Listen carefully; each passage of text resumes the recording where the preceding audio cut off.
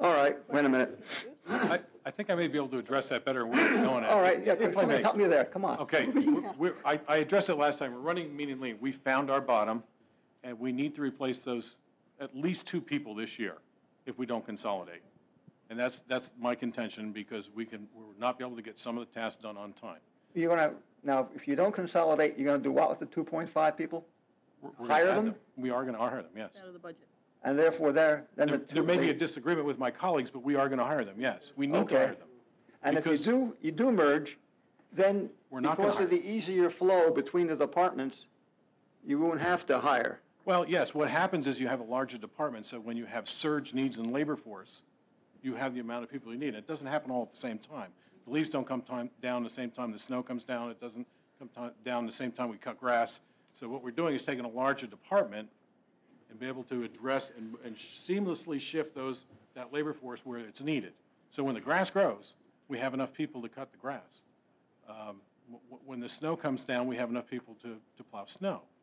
Okay, so we're going to merge the departments, knock out that need for the $158,000 because we don't have to hire these 2 people. Right. Okay, I'm going along with Joe here on one thing where, being over in the cemetery a lot and using the township's excellent services over there, I've had people from DPW come in. I've had people from Recreation come in as an on-need basis. I've called for some. We don't have that machine, but we'll get it from the other department. We'll get the people from the other department. For the last 4 or 5 years, it's been working that way. It has been flowing, Ken. As you say, you want to increase the flow. It's been flowing very well as far as the people that I have used. Mm-hmm. There has been no problem in the flow of personnel between DPW and Recreation. We've even had people from come over and look at that old channel that goes by the cemetery. No problem there either. They come when they're needed, and it's worked out very well. They do very well, yes. And I go along with Joe. Sometimes if it ain't broken, why fix it? So I'll leave it at that. Save a couple dollars. Thank you. Thank you. Mr. Ramos, you yield the floor to Mr. O'Reilly. I have just a couple of questions that may enlighten us all. May I see the written request for the replacement of the 2 DPW workers, or the written request for the additional 2 DPW workers from the DPW department? Because to this point, I have never heard from DPW that they need 2 extra people or they're requiring 2 more people. So is there a written request? Have you received anything, Joe? Nope. No, I haven't. So we have not received a request. And Silvio has told me that they've already taken the $158,000 out of the budget that we introduced tonight. Also, may I see the study that was done on this? Combining the 2 departments? Joe presented. When you said it was not professional. That was given to you in September. But that was a different. We had voted down that one. Was there a re-study done? There was another study done quantifying $158,000 because, from what I understand, last year when we voted it down, there was no $158,000 justification. Did you not we didn't give vote out it a spreadsheet on that? Yes, similar to the... Okay, so we had a spreadsheet but no study? No dollars, no justification. Yes. Last year? I think George has the... I'll clarify the number. Okay. I wondered if we had those 2 documents from something that we could actually look at, that we might be able to understand this and where it's coming from. Okay, just to address it, Silvio, the $158,000 is out of the budget because after we introduced, you took it out, correct? To introduce tonight, to be able to do that, I had to take it out. Use it anyway. Right. So what happened was it was in the budget before we started. And when we introduced this ordinance, So I guess you decided to take it out of the budget in anticipation. Once the state took away the $645,000 to get back under the cap, I had to take it out of the budget. Correct. So how would we hire somebody if we don't have it in the budget? How would we hire, Mr. Schleifer wants to hire 2 people. How are we going to hire them if we don't have it in the budget? Well, we couldn't anticipate that the state was going to take another $645,000 from us a week and a half ago. Mr. Schleifer said he was going to hire 2 people. We don't have the money. How can we hire 2 people? That's, Judy, Mr. O'Reilly, you're correct. Right. You're absolutely correct. However, your timing is where I think we're going askew here.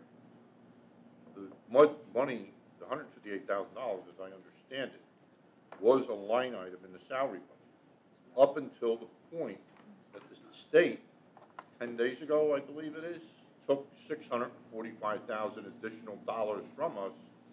And at that point, to remain under the cap and do what we need to do, Mr. Esposito took the money off that salary line item and integrated it into the general fund for an allocation for other purposes. So I think what you're saying is correct, but I think it's important that the perception and the information that gets to the public is the timing of how all this occurred. And again, we couldn't anticipate the governor's draconian cuts to municipal governments. And I have to add, in all sincerity, this township, over the course of the 6 decades that I've been in this town, I'm aging myself and I know that, has always had responsible, fiscal, frugal spending practices, which is why we are somewhere in the ballpark of 37th or 36th out of 39 municipalities with the lowest taxes. So again, when you're already running, to borrow Committeeman Schleifer's term, lean, and now the state comes in what I call an irresponsible manner, and I base that on the governor's own statement, whereby he said the state spending over the past decades has been out of control. They come to a town in a broad sweeping basis, regardless of how fiscally responsible you've been, how responsible you've been in terms of what you've done with your taxes and where your tax levy is, and they take additional funding off us. And that money, that's additional $645,000 that they took, is your money, it's my money, it's the residents' money. It belongs to all of us, and it's just money that the state is supposed to give us back as part of revenue sharing. And now all of a sudden, because of these, again, spending habits that preceded us, we are all being asked to tighten our belts. We're all being asked to do more with less. We have no alternative. We have to adjust. And this is part of that adjustment.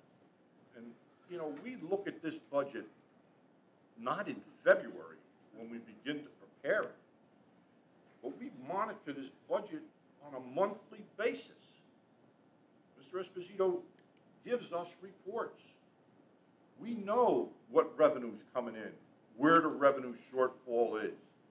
We know what we're in jeopardy of in terms of tax appeals and the potential loss of additional revenue.